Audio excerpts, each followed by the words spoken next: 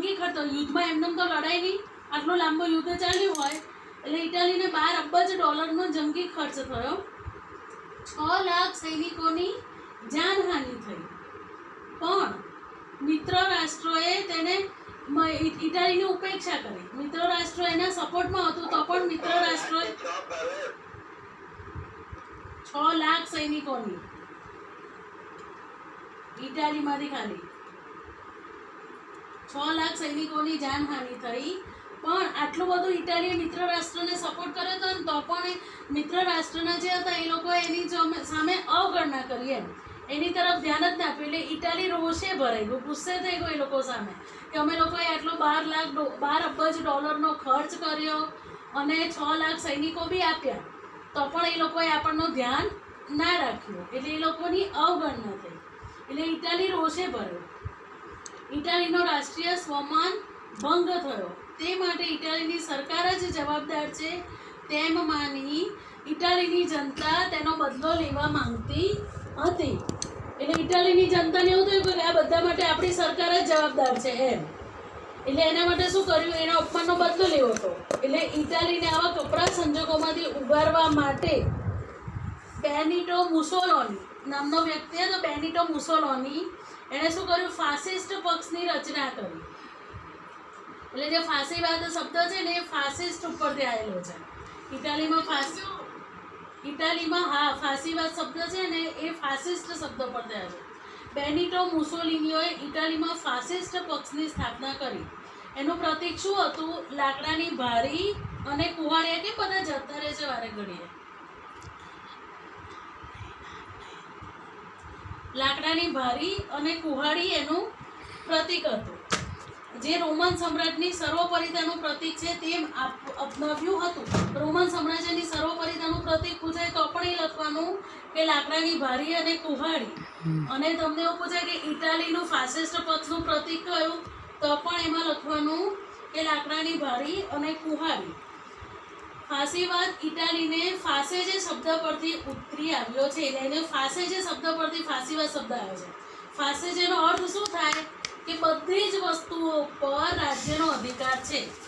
જેટલી બી વસ્તુઓ ઇટાલીમાં બધી વસ્તુઓ પર રાજ્યનો અધિકાર છે, એનો અર્થ ફાસેજે થાય. એટલે એના પરથી ફાસીવાદ એમ. ઇટાલીમાં ફાસીવાદ એટલે ઇટાલીને જે બી વસ્તુઓ છે બધી પર રાજ્ય સરકારનો અધિકાર છે. મુસોલિનોનો મુદ્રા લખશો તો એક પક્ષ એક નેતા, કોઈ એક જ પક્ષ હોય ને એક જ નેતા, એટલે ચૂંટણી જેવું તો કંઈ આવે જ નહીં, એક જ પક્ષ હોય ખાલી અને એક જ નેતા. તેણે પોતાના પક્ષના સ્વયંસેવકોને લશ્કરી તાલીમ આપી. હવે એણે શું કર્યું, મુસોલિનીઓએ એનો પક્ષ ફાસિસ્ટ તો રચાઈ ગયો, પછી એના માટે એણે શું કર્યું, તો એના માટે એને માણસો તો જોઈએ, તો પહેલાં એણે સ્વયંસેવકો નીમ્યા. એ સ્વયંસેવકોને એણે લશ્કરની તાલીમ આપી. પછી એમનો પહેરવેશ એમણે કાળા રંગનો રાખ્યો. મુસોલિનીઓએ સત્તા પર આવ્યા પછી ભૂમધ્ય સમુદ્રના રોડ્સ અને ડોડિકાનીસ ટાપુઓ તુર્કી પાસેથી પડાવી લીધા. એટલે હવે એકવાર એણે મુસોલિનોએ પહેલાં એનો પક્ષ રચી દીધો, ફાસિસ્ટ પક્ષ. પછી એમાં એણે સ્વયંસેવકોની રચના કરી. સ્વયંસેવકો નિમી દીધા. પછી એને લશ્કરમાં જોડાવવું જ પડે. એટલે લશ્કરમાં જોડવા માટે શું કર્યું, તો એને લશ્કરી તાલીમ આપી. દીધી. પછી ડ્રેસ નક્કી થાય, તો એમનો ડ્રેસ નક્કી થયો કાળા રંગનો, એ નક્કી થઈ ગયું. એમનો મુદ્રાલેખ શું હતો, એક પક્ષ એક નેતા, એ એનો મુદ્રાલેખ હતો. પછી શું કર્યું એણે, તો કે એણે તુર્કી પાસે જે રોડ્સ અને ડોડિકાનીસ જે ટાપુઓ હતા એ એણે પડાવી લીધા. પછી બીજા કયા બંદરો જીત્યા, બધા ફાસિસ્ટ લોકોએ જીત્યા હતા. બેનિટો મુસોલિનીએ અલ્બેનિયા, એબિસિનિયા અને ફ્યુમ બંદર જીતી લીધા. આટલી સફળતા મેળવ્યા બાદ મુસોલિનીએ રાષ્ટ્રસંઘમાંથી છેડો ફાડી નાખ્યો અને રોમ, બર્લિન, ટોક્યો ધરીમાં તે જોડાયું. આમ ઇટાલીમાં દ્વિતીય વિશ્વયુદ્ધ માટે જવાબદાર પરિબળ બન્યું. આ તમને સમજ પડી? ઇટાલીમાં ફાસીવાદ, જો હું ફરતી બોલી જાઉં છું, ઇટાલી મિત્ર રાષ્ટ્રના પક્ષે જોડાયું હતું પ્રથમ વિશ્વયુદ્ધમાં, એમાં મિત્ર રાષ્ટ્રનો વિજય થયો હતો. છતાં પણ મિત્ર રાષ્ટ્રોએ ઇટાલીને એટલું બધું ધ્યાન ના આપ્યું, એની અવગણના કરી. એટલે ઇટાલીના લોકોને એવું લાગ્યું કે આપણા જે નેતા છે, આ જે વહીવટ કરે છે નેતા છે, એના કારણે જ આપણી અવગણના થઈ છે. એટલે એમણે પહેલાં તો એ નેતાને કાઢી નાખ્યા. પછી શું કર્યું, બેનિટો મુસોલિની છે એણે ફાસિસ્ટ પક્ષની રચના કરી. એ શબ્દ શેમાંથી આવે છે તો કે ફાસેજ શબ્દમાંથી. તો ફાસેજ શબ્દનો અર્થ શું થાય કે આખા રાજ્ય પર પોતાનો અધિકાર, એવો અર્થ થાય. પછી એનો મુદ્રાલેખ શું હતો તો કે એક પક્ષ એક નેતા. અને એને શું કર્યું, પહેલા પક્ષ સ્થાપ્યો. બેનિટો મુસોલિને પહેલા ફાસિસ્ટ પક્ષ સ્થાપ્યો. ફાસિસ્ટ પક્ષની રચના કર્યા પછી એણે સ્વયંસેવકો નીમ્યા. પછી એણે લશ્કરમાં તાલીમ આપી. એ લોકોને લશ્કરમાં તાલીમ આપી પછી એ લોકોનો પહેરવેશ નક્કી થયો, ગણવેશ એ કાળા રંગનો નક્કી થયો. પછી સૌથી પહેલું કાર્ય શું કર્યું એ લોકોએ એ પક્ષે તો કે તુર્કો પાસે જે રોડ્સ અને ડોડિકાની ટાપુ હતા એ એણે પડાવી લીધા. પછી બીજું શું કર્યું, પછી બીજા બંદરો જીત્યા. તો કયા બંદરો જીત્યા તો કે અલ્બેનિયા, એબિસિનિયા અને ફ્યુમ બંદર જીતી લીધા. પછી એણે શું કર્યું તો કે રાષ્ટ્રસંઘ સાથે અત્યાર સુધી જોડાયેલું તો એમાંથી હટી ગયું અને એણે કઈ ધરીમાં જોડ્યું તો કે રોમ, બર્લિન અને ટોક્યો ધરીમાં જોડાયું. આમ ઇટાલી દ્વિતીય વિશ્વયુદ્ધ માટેનું જવાબદાર પરિબળ બન્યું. પહેલું પરિબળ દ્વિતીય વિશ્વયુદ્ધ માટેનું કયું તો કે ઇટાલીમાં ફાસીવાદ. હવે બીજું જર્મનીમાં નાઝીવાદ. તો એ તો તમને ખબર જ છે કે પ્રથમ વિશ્વયુદ્ધ થયું એમાં જર્મની ધરી રાષ્ટ્રના પક્ષમાં હતું, ત્યારે બળવાન હતું. પછી અમેરિકા સાથે એને દગો કર્યો એટલે અમેરિકા મિત્ર રાષ્ટ્રમાં જોડાઈ ગયું, એટલે જર્મનીની દ્વિતીય વિશ્વયુદ્ધમાં હાર થઈ ગઈ. જર્મનીની હાર થઈ પછી શું થયું કે વર્સેસની સંધિ થઈ. પેરિસમાં શાંતિ પરિષદનું રહી, એમાં એ લોકોએ ના છૂટકે પણ જર્મનીએ વર્સેસની સંધિ પર સહી કરવી પડી. એટલે જર્મની ઓલરેડી ગુસ્સામાં તો હતું જ કે ના છૂટકે વર્સેસની સંધિ પર સહી કરવી પડી હતી. અને પ્રથમ વિશ્વયુદ્ધમાં એને પણ અઢળક નુકસાન થયું હતું. એટલે એ જર્મન પ્રજા ખૂબ જ ગુસ્સે ભરાયેલી હતી. એટલે ત્યારે કોણે કર્યું હતું કે એડોલ્ફ હિટલર નામ તો તમે સાંભળ્યું હતું. એડોલ્ફ હિટલરે રાષ્ટ્રીય સમાજવાદી જર્મન કામદાર પક્ષમાં જોડાયો. એ નાઝી પક્ષ તરીકે જાણીતો છે. સમજ પડી? એટલે જર્મનીમાં નાઝીવાદ કેવી રીતે આવ્યો તો કે વર્સેસની સંધિમાં જર્મનીને સહી કરવાની ફરજ પડી, તેથી એ સંધિ અન્યાયી હતી અને તેથી જર્મનીના લોકો ખૂબ જ ગુસ્સે ભરાયેલા હતા. અને ત્યારે જ એડોલ્ફ હિટલરે રાષ્ટ્રવાદી સમાજવાદી જર્મન કામદાર પક્ષમાં જોડાયો હતો. એ નાઝી પક્ષ તરીકે જાણીતો હતો.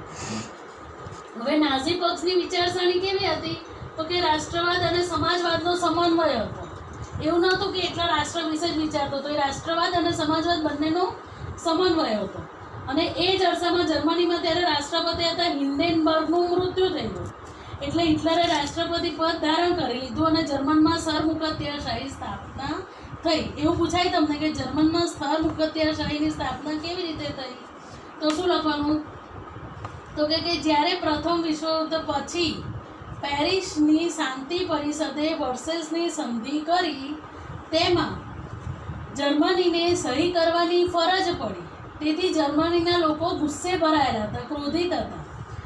એ જ અરસામાં એડોલ્ફ હિટલર રાષ્ટ્રીય સમાજવાદી જર્મન કામદાર પક્ષમાં જોડાયો.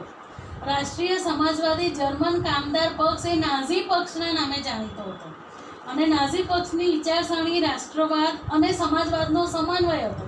જ્યારે આ બધું નાઝી પક્ષની રચના થતી હતી એ જ અરસામાં જર્મનીમાં રાષ્ટ્રપતિ કોણ હતા? હિન્ડેનબર્ગ.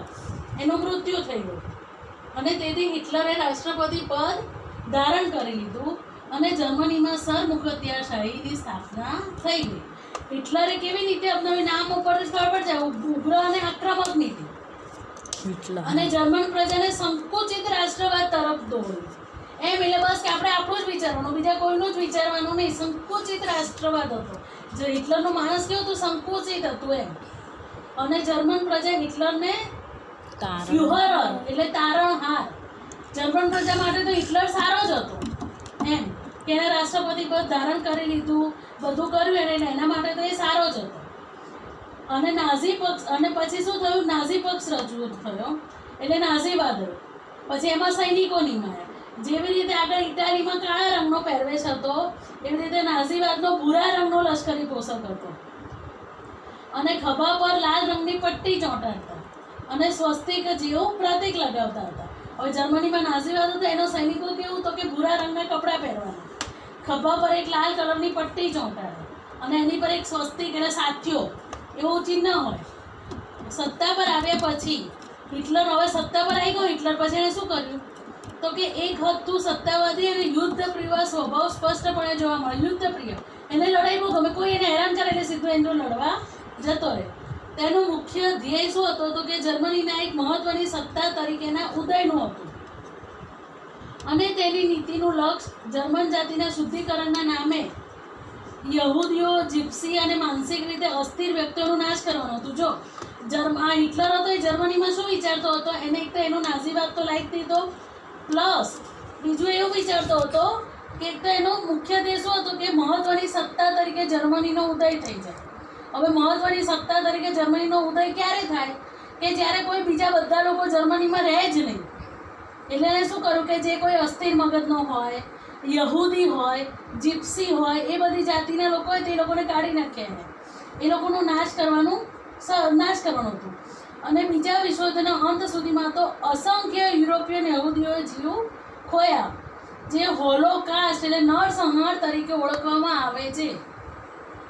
જર્મનીમાં ક્યારે નરસંહાર તરીકે શેને ઓળખવામાં આવે છે તો કે બીજા વિશ્વયુદ્ધના અંત સુધીમાં અસંખ્ય યુરોપીય યહૂદીઓએ પોતાના જીવ ગુમાવી દીધા.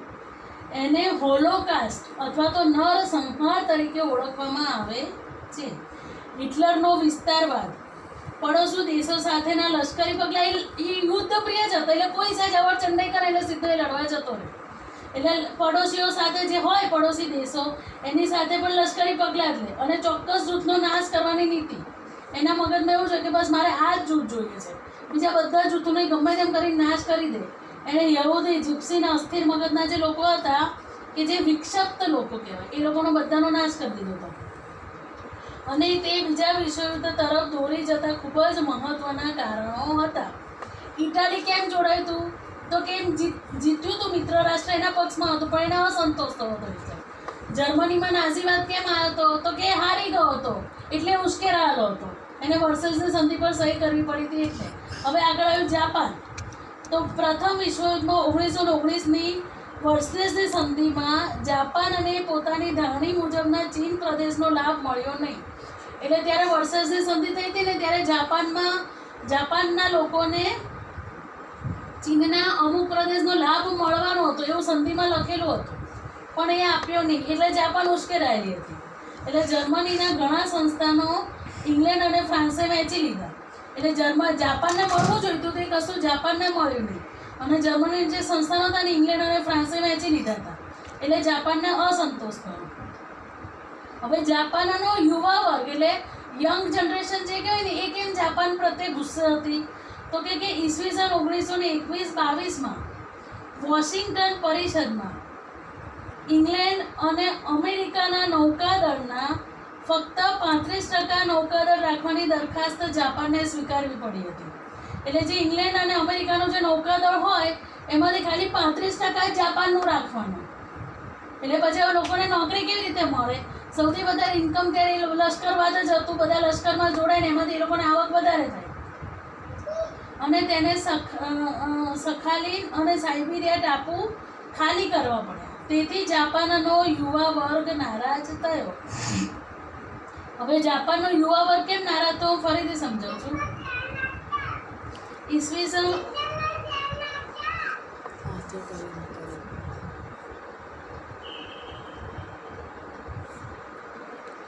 1921-22ની વોશિંગ્ટનની પરિષદમાં ઇંગ્લેન્ડ અને અમેરિકાના નૌકાદળના ફક્ત 35% નૌકાદળ રાખવાની દરખાસ્તને જાપાનને સ્વીકારવાની ફરજ પડી હતી. કારણ કે એકવાર સહી થઈ જાય એટલે તમારે એ કામ કરવું જ પડે.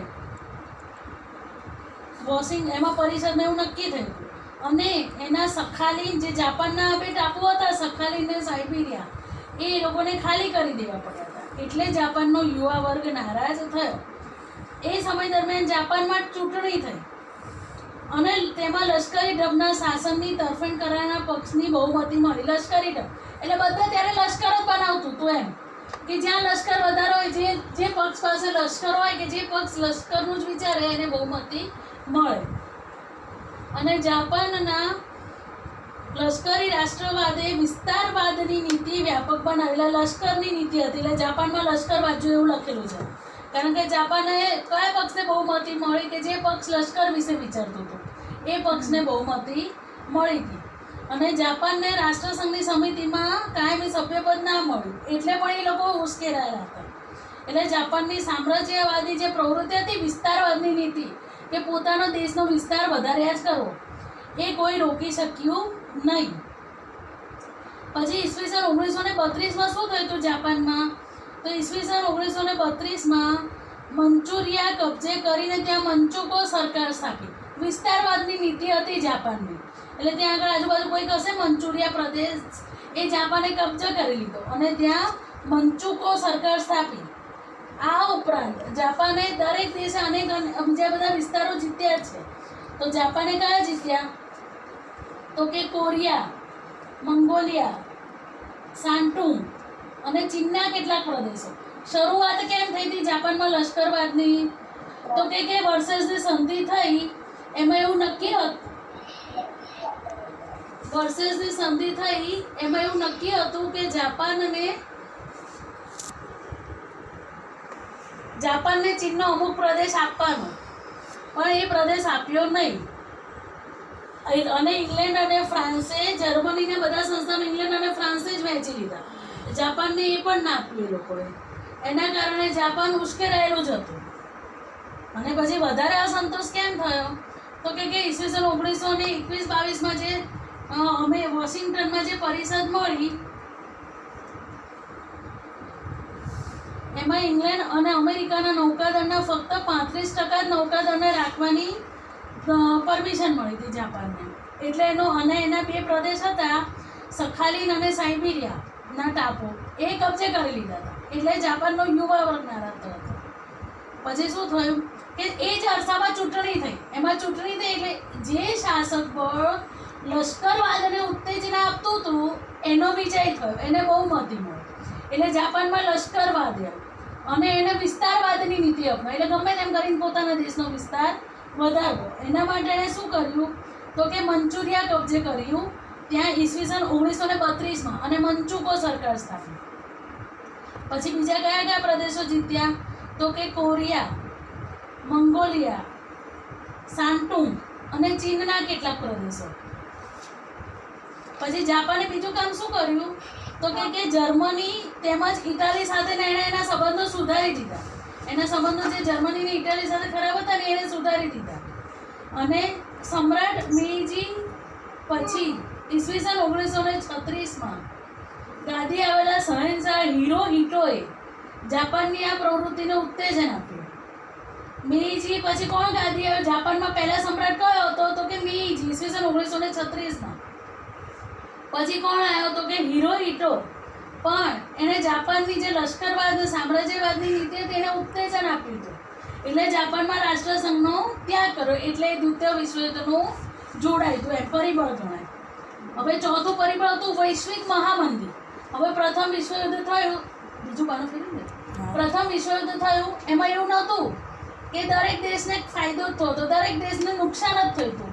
વિશ્વનો કોઈ દેશ એવો નહોતો કે એને ફાયદો થતો. જીત્યું હતું એ પણ અને હાર્યું હતું એ પણ.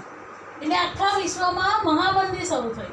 અને અધૂરામાં પૂરું શું થયું કે અમેરિકામાં વોલ સ્ટ્રીટમાં જે શેર બજાર ચાલતું હતું એ શેર માર્કેટમાં બધા શેરના ભાવ સાવ ઘટી ગયા. બધા શેરના ભાવ ઘટી ગયા એટલે લોકોના કરોડો રૂપિયા ડૂબી ગયા. એટલે એ પાછી મંદી આવી ગઈ. એટલે એ વોલ સ્ટ્રીટની જે શેર બજારની જે મંદી છે એને તમે વોલ સ્ટ્રીટ સંકટના નામે ઓળખાઈ દીધી. એ લોકો એ મંદીને કયા નામે ઓળખાઈ? વોલ સ્ટ્રીટ સંકટના નામે. વૈશ્વિક મહામંદી. તો વૈશ્વિક મહામંદી કેવી રીતે આવી? તો કે યુરોપના જે બધા વડાઓ હતો ને એ લોકોને વિચાર એવો હતો, એ લોકો એવું માન્યું હતું કે પ્રથમ વિશ્વયુદ્ધ થયું, પતી ગયું, એટલે બધી સમસ્યાનો અંત આવી જશે અને દેશના દરેક દેશ આગળ આવી જશે. પણ એનાથી ઊંધું થયું, ઉલટાની મંદી થઈ ગઈ. અને મહામંદી કેવી રીતે થઈ? તો કે અમેરિકાનું શેર બજાર હતું વોલ સ્ટ્રીટ કહેવાય અમેરિકાનું શેર બજાર. એના શેર બધા ઘણા મોટા પ્રમાણમાં શેર વેચવા માંડે. બધાએ શેર વેચવા માંડે, ઓટોમેટિકલી શેરના ભાવ ઘટવા માંડે. શેરના ભાવ ઘટવા માંડ્યા એટલે વિવેચકોએ તેને વોલ સ્ટ્રીટ સંકટ તરીકે ઓળખાવ્યું. 24 ઓક્ટોબર 1929નો દિવસ. વોલ સ્ટ્રીટ સંકટનો દિવસ કયો? 24 ઓક્ટોબર 1929નો દિવસ. આપણે અહીંયા અત્યારે શેર બજાર છે, તમે જોજો જ્યારે બધા શેરના ભાવ નીચે હશે ત્યારે બજાર ઓટોમેટિક બંધ થઈ જાય, કારણ કે ભાવ નીચે થાય એટલે કદાચ કોઈ સોદા કરે જ નહીં. પછી થોડા ભાવ અપ થાય પછી શું બેટા? પણ બધા સામટા ના ઘટવા જોઈએ બેટા. ખરીદે બધા ત્યારે જ કે જ્યારે શેરનો ભાવ ઘટે. પણ તમે જોજો શેર બજાર જ્યારે નીચે, એક મિનિટ હું આવું સમજાવું, જ્યારે શેરના ભાવ ઘટે ને ત્યારે જ બધા ખરીદે અને વધે ને ત્યારે વેચે. પણ જ્યારે પૂરું શેર બજાર ડાઉન થાય ને તમે જોજો નીચે બધી લાલ પટ્ટીઓ દેખાય ને, કોઈ ગ્રીન જ ના હોય. શેર બજાર તમે ટીવી CNBC ચાલુ કરશો ને તો નીચે બધી લાલ પટ્ટીઓ જ દેખાશે. લાલ પટ્ટીઓનો અર્થ એવો થાય કે શેર બજાર બધું ડાઉન છે, એટલે ઓટોમેટિક એ લોકો શેર બજાર બંધ જ કરી દે, કોઈ સોદા થાય જ નહીં ત્યારે. હા, પછી જ્યારે અપ થાય ને ત્યારે પછી પાછું ચાલુ કરી દે. એ લોકોએ અપ કરવું જ પડે. એટલે નિફ્ટી લે છે, હા એ તો થાય જ, એનો વાંધો નહીં. માઇનસ પ્લસ એ થાય કરે, પણ નીચે ગ્રીન પટ્ટી જોડે હોવી જ જોઈએ, નહીં તો ડાઉન થઈ જાય. એટલે એ લોકો બંધ કરી દે. એટલે ત્યારે બી આવું જ થયું હતું અમેરિકામાં. હા હા નીચે. હા, અને પછી બીજું શું થયું, એટલે એ સંકટે વિશ્વભરની આર્થિક સ્થિતિને ડામાડોળ કરી મૂકી. એટલે જેમાંથી વૈશ્વિક મહામંદીનું સર્જન થયું. તમને એવું પૂછાય કે વૈશ્વિક મહામંદીનું સર્જન કેવી રીતે થયું અને ક્યારે? તો કે 24 ઓક્ટોબર 1929. એમાં શેર બજારનું બધું લખી કાઢવાનું. પછી આ ઉપરાંત બીજા કયા કારણો જવાબદાર હતા? તો કે વિશ્વના મોટાભાગના રાષ્ટ્રો આ મહામંદીના પ્રભાવ નીચે આવી ગયા હતા. ગ્રેટ બ્રિટન જેવા મહાસત્તાને પણ પોતાના ચલણ પાઉન્ડ સામે અનામત રૂપે રખાતા સુવર્ણના જથ્થાની નીતિ ત્યજવી પડી. હવે બ્રિટન ત્યારે સૌથી વધારે શક્તિશાળી ને પૈસાની દ્રષ્ટિએ ને બધી રીતે, તેણે જે નીતિ અપનાવી હતી ને કે એના પાઉન્ડની સામે અનામત રૂપે સોનું મૂકી દે, એને એ પણ બંધ કરી દેવું પડ્યું, કારણ કે શેર બજાર એટલું બધું ડાઉન થઈ ગયું હતું. એની ઇફેક્ટ એ લોકોને પણ થઈ હતી. અને એ જે ઇફેક્ટ થઈ એના હિસાબથી રાષ્ટ્રોના આંતરરાષ્ટ્રીય વ્યાપાર ઉદ્યોગ પર પડી બંધ.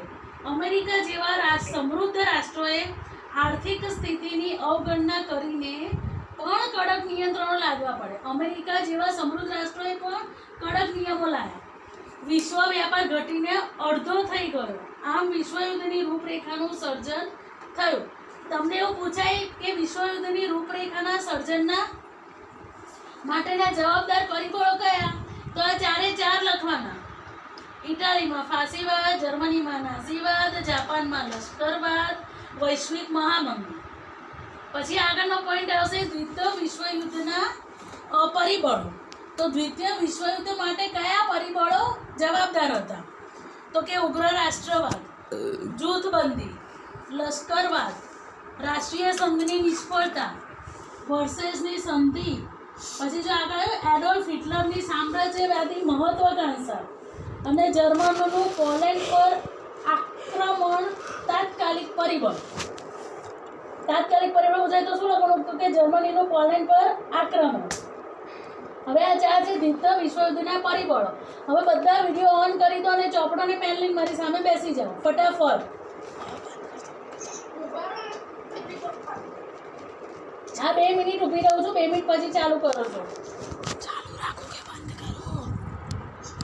અરે ચાલુ રાખો કે બંધ કરો? ક્યાં સવાલ જ લખું છું. પણ પેલા ચાલુ રાખો બંધ કરો. કેમ કરું? બધા જ અવાજ મ્યુટ કરી દેજો ને બધા વિડીયો ઓન કરી દો ફટાફટ. નામ બોલું છું. ના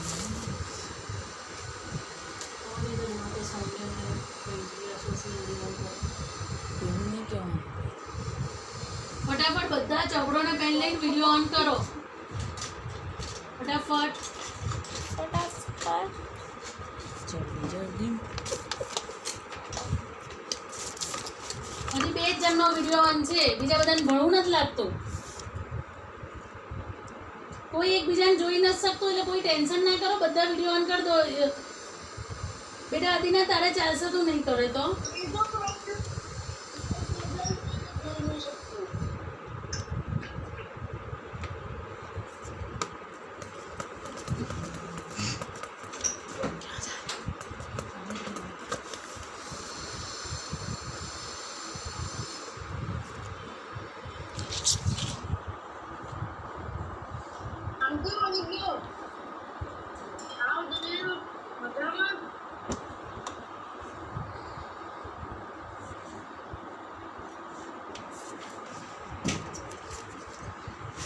ફટાફટ કરો બેટા વિડીયો ઓન.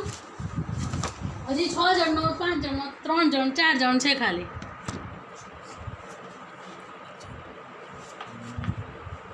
આંટી મારો વિડિયો ઓન છે? હા બેટા.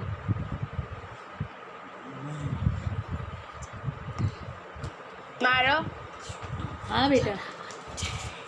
આંટી હા આ મારો હોમવર્ક જો હું કરું ઘણો બતાડું તમને. હા તું વિડીયો ઓન કરી દે પહેલાં પછી બતાય. અરે બેટા છોકરાઓ કરો ને, તમે લોકો સાંભળતા નથી. જલ્દી જલ્દી કરો ચલો. અરે જોવો ને એ લોકો જોવાનું જો.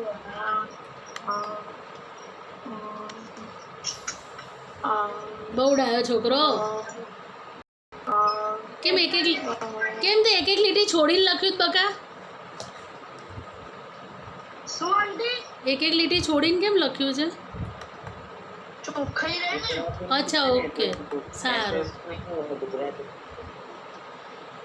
ચલો ભાઈ ફટાફટ કરો વિડીયો ઓન. તમારે મોડું થશે, મને કોઈ તકલીફ નથી. જો પછી કોઈ મારા સવાલો પસશે નહીં ત્યાં સુધી હું ટ્યુશન બંધ નથી કરવાની. બધાને વિડીયો ઓન તો કરવા દે. યશસ્વી, સૌમ્ય, તમે 2 જણ વિડીયો ઓન કર. સૌમ્યનો તો છે. યશસ્વી વિડીયો ઓન કર. हेलो मैम, તમે કે ક્વેશ્ચન બોલ્યા? ના હજી બધાનો વિડીયો જ ઓન નથી. તો વિડીયો ઓન કરશે પછી હું બોલીશ.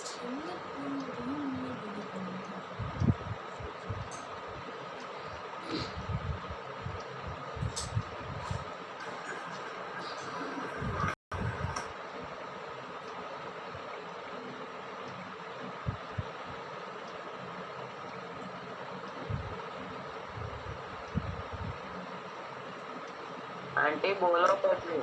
એક જ મિનિટ હો બેટા. બોલો. હા એક જ મિનિટ હો બેટા.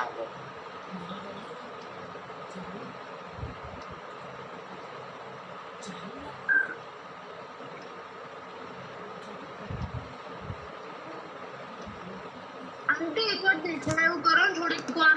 શું દેખાયું પછી બેટા? બંધ કરો. પછી પછી બંધ કરો. સારું કરે. પછી તમે લોકો અંદર અંદર વાતો ના કરશો. ના નહીં કરું. હા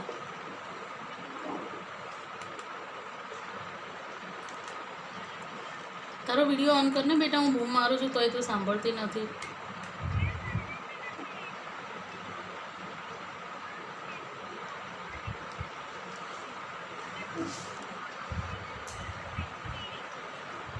એટલે અત્યારે તું ભણતી જ નથી એવું છે? એ મારથી થોડા સારું. બંધ કરી દેશે. હું સવાલ સારું હું સવાલો લખાવું છું. લખવામાં તું થાય ઓન તો બરાબર. ચલો લખો પહેલો સવાલ. હેડિંગ માર્યું ને પાઠ 3 નૂતન વિશ્વ તરફ પ્રયાણ.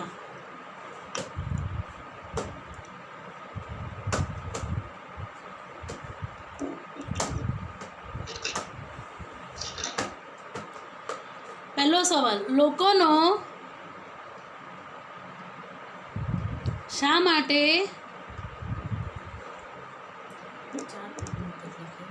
લોકશાહીમાંથી વિશ્વાસ ઉઠી ગયો?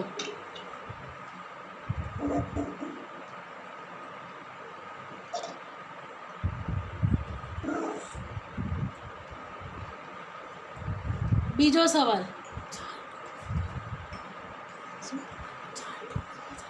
બીજો સવાલ. દ્વિતીય વિશ્વયુદ્ધનું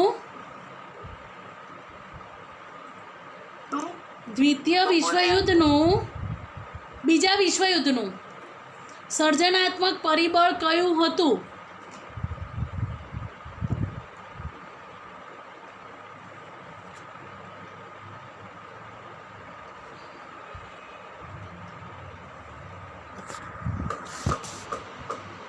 સર્જનાત્મક પરિબળ કયું હતું? પરિબળ કયું હતું? ત્રીજો સવાલ. શું? ત્રીજો સવાલ.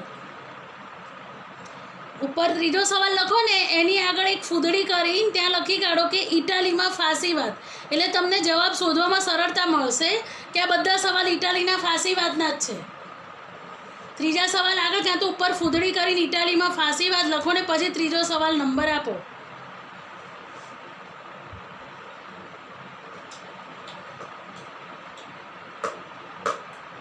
લખો એમાં ઇટાલી શા માટે રોષે ભરાયું?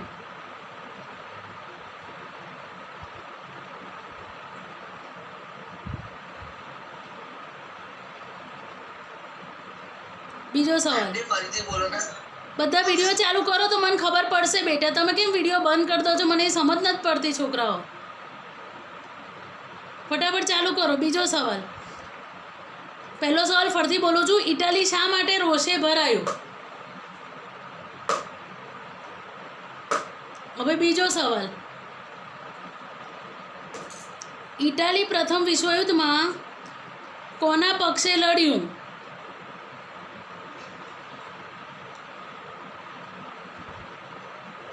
જેનો વિડીયો ઓન હશે ને એને જ હું બોલાવીશ ને એનું જ હું સાંભળીશ. બરાબર? એ સિવાય કોઈનું સાંભળીશ નહીં. ત્રીજો સવાલ. સવાલ તો બોલ્યા. ત્રીજો સવાલ આવી. ત્રીજો. હા બરાબર. આગળનો સવાલ. પહેલા ઇટાલી પ્રથમ વિશ્વયુદ્ધમાં કોના પક્ષે જોડાયું? એ લખ્યું કોના પક્ષે લડ્યું કે જોડાયું. પછી નવો સવાલ. ઇટાલીના લોકો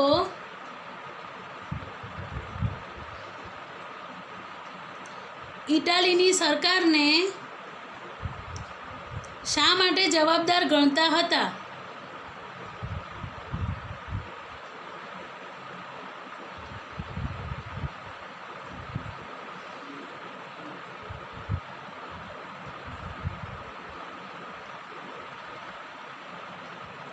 આગળનો સવાલ.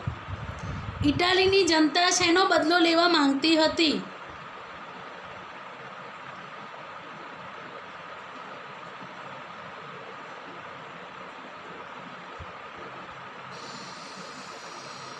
નવો. ફાસિસ્ટ પક્ષની રચના કોણે કરી?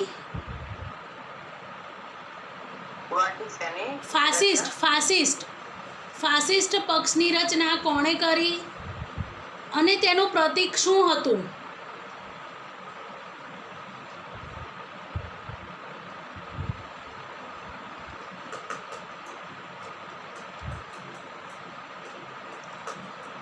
નવો. ફાસીવાદ શબ્દ શેના પરથી લેવાયો છે?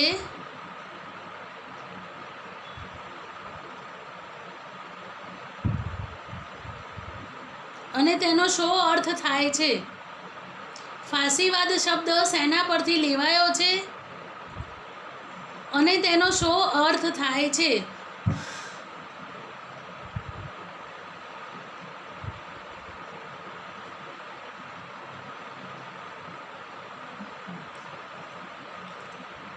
નવો.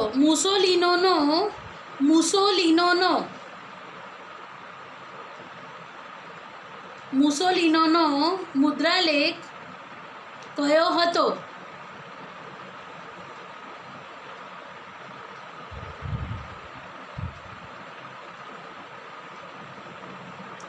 નવો. ઇટાલીના સરમુખત્યારનું નામ શું હતું? ઇટાલીના સરમુખત્યારનું નામ શું હતું?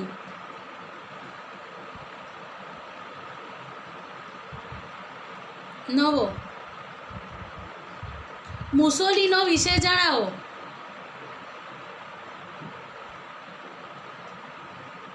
મુસોલિનો વિશે જણાવો. નવો સવાલ હતો.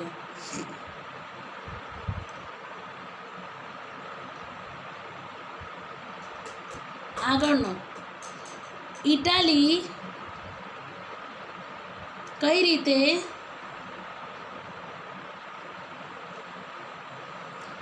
દ્વિતીય વિશ્વયુદ્ધ માટે જવાબદાર પરિબળ બન્યું? ઇટાલી કઈ રીતે દ્વિતીય વિશ્વયુદ્ધ માટે જવાબદાર પરિબળ બન્યું? હવે ફરીથી ફૂદડી કરીને લખજો. જર્મનીમાં નાઝીવાદ એટલે હવે એના સવાલો છે.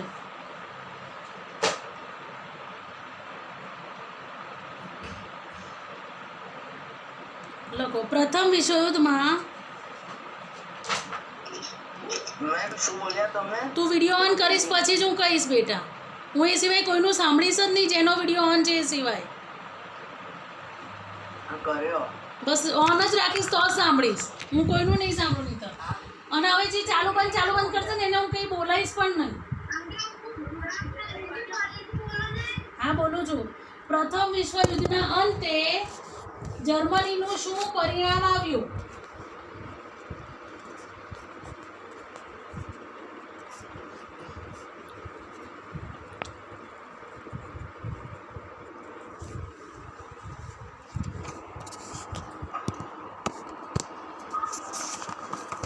આગળનો સવાલ કરવા દે, એને કરવા દે. મને ખબર છે, હવે એ પૂછશે તો એને જવાબ જ નહીં આપે ને બકા. આગળનો સવાલ. પેરિસની શાંતિ પરિષદમાં જર્મનીને શું કરવું પડ્યું?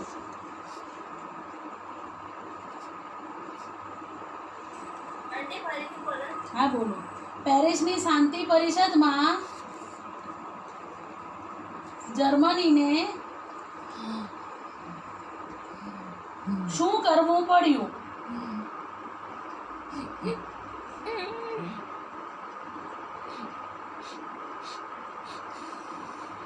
નવો. એડોલ્ફ હિટલર કોણ હતો? એડોલ્ફ હિટલર કોણ હતો? હિટલર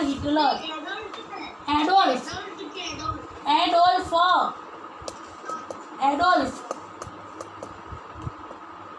અને તેનો પક્ષ કયો હતો?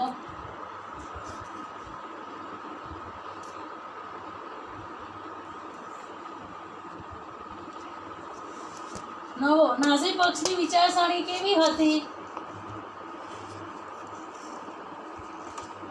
નાઝી પક્ષની વિચારસરણી કેવી હતી?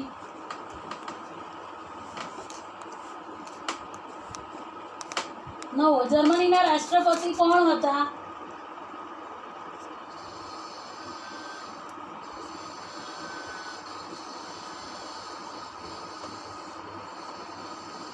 આગળનો. હિટલરે જર્મનીમાં સરમુખત્યારશાહીની સ્થાપના કેવી રીતે કરી? હિટલરે જર્મનીમાં સરમુખત્યારશાહીની સ્થાપના કેવી રીતે કરી?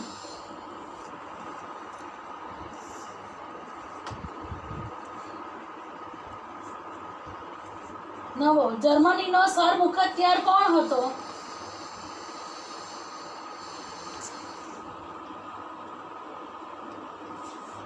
આગળ. જર્મન પ્રજા હિટલરને શું માનતી હતી?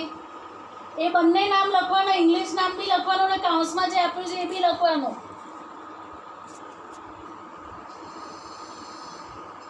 નવો. નાઝીવાદના સૈનિકો વિશે જણાવો.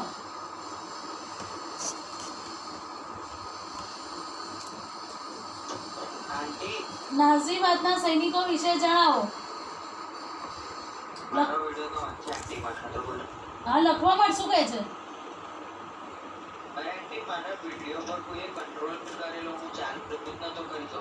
ખબર નથી બેટી, આપણે પછી વાત કરીએ. ચાલ અત્યારે લખવા માંડ. હા હવે અત્યારે પછી વાત કરી. ફરતી ચાલ કર. હોલોકાસ્ટ વિશે જણાવો. હોલોકાસ્ટ વિશે જણાવો.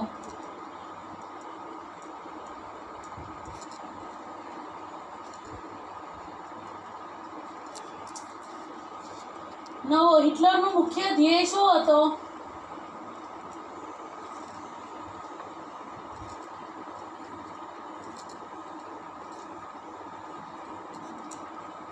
હિટલરનો મુખ્ય ધ્યેય શું હતો?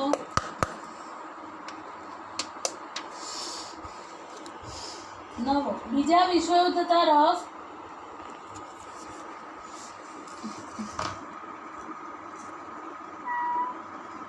જર્મનીને દોરી જતા બીજા વિશ્વયુદ્ધ તરફ જર્મનીને દોરી જતા મહત્વના કારણો જણાવો.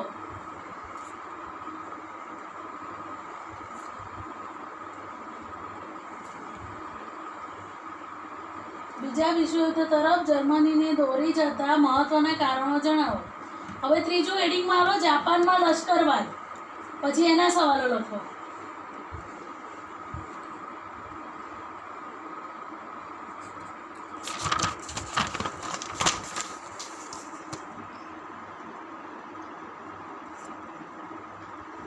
લખો.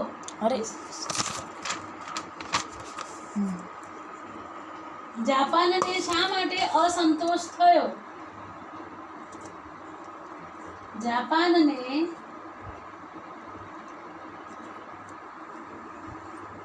શા માટે અસંતોષ થયો?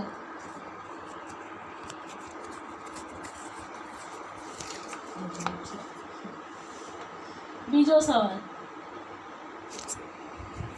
જાપાનને વોશિંગ્ટનની પરિષદમાં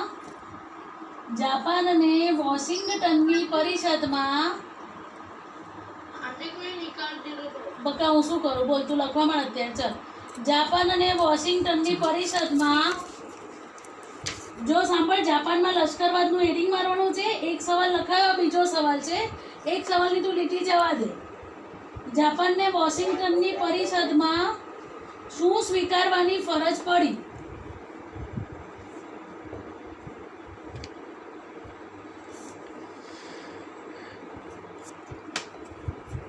નવો સવાલ, જાપાનનો યુવા વર્ગ શા માટે નારાજ થયો?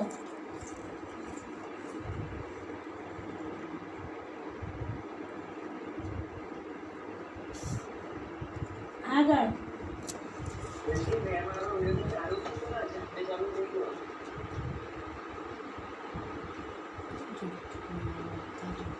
આગળનો સવાલ, બેટા અત્યારે તમે એકવાર ટ્યુશન પતાવી દો, પછી હું જેમની આ વેબસાઇટ છે ને એમને ફોન કરું છું, અને એ જ બધાને ફોન કરે છે ને પછી એનું નામ જ આમાંથી કાઢી નાખું છું. એ ટ્યુશનમાં આવતા વખતે બેસશે જ નહીં. તમે લોકો એકવાર સ્કૂલમાં નાટક કરજો એટલે ખબર પડશે કે શું કરે છે ટીચર. જે બી હોય એનામાં કોઈ સિન્સિયરિટી જેવું છે નહીં કે ભણવાનું 9મા ધોરણમાં છો તમે લોકો તો આ બધા નાટકો કરો છો. હું ખરેખર એ બંધ કરતી સમજી લેજો, હું એને નહીં ભણાવું. આગળનો સવાલ, જાપાનને ક્યાં કાયમી સભ્યપદ ન મળ્યું? જાપાનને ક્યાં કાયમી સભ્યપદ ન મળ્યું?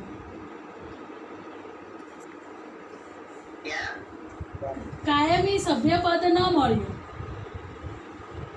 ક્યાં કાયમી સભ્યપદ ન મળ્યું?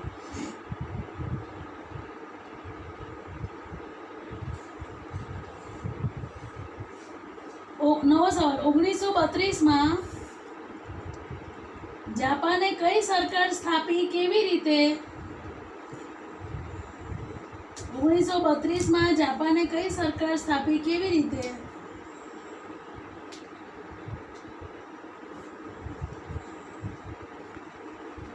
નો, જાપાને કયા પ્રદેશો જીત્યા અને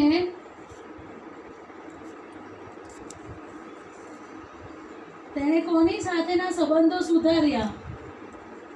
જાપાને કયા પ્રદેશો જીત્યા અને તેણે કોની સાથેના સંબંધો સુધાર્યા?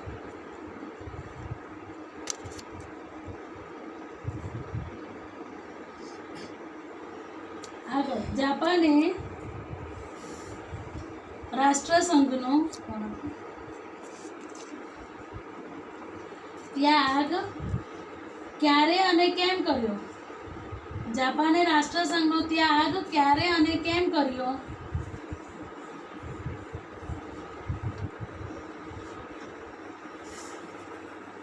આગળનો સવાલ, ઈસવીસન 1936 વિશે જણાવો.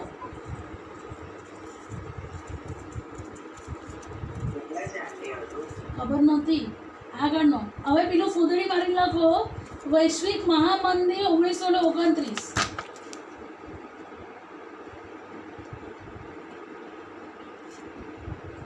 વૈશ્વિક મહામંદી 1929.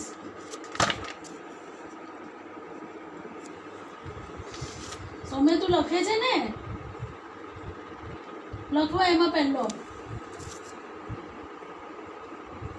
વોલ સ્ટ્રીટ સંકટ સમજાવો. વોલ સ્ટ્રીટ સંકટ સમજાવો. વોલ સ્ટ્રીટ સંકટ સમજાવો.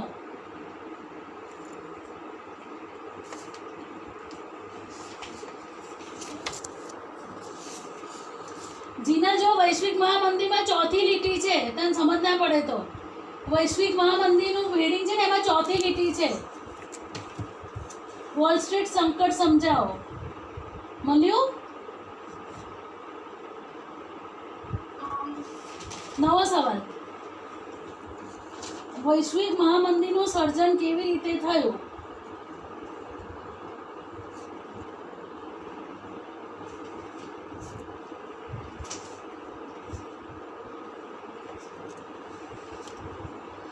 હવે આગળનો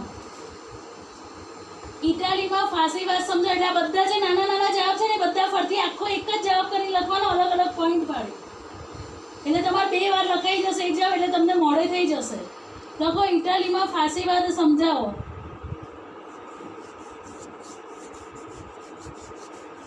બીજો કીધું કે એના પછીનું બીજો સવાલ જર્મનીમાં નાઝીવાદ સમજાવો. આગળનો સવાલ એમ.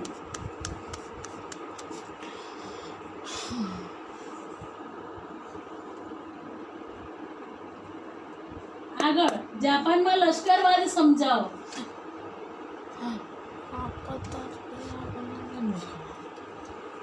અને 10 જ જણ થઈ ગયા.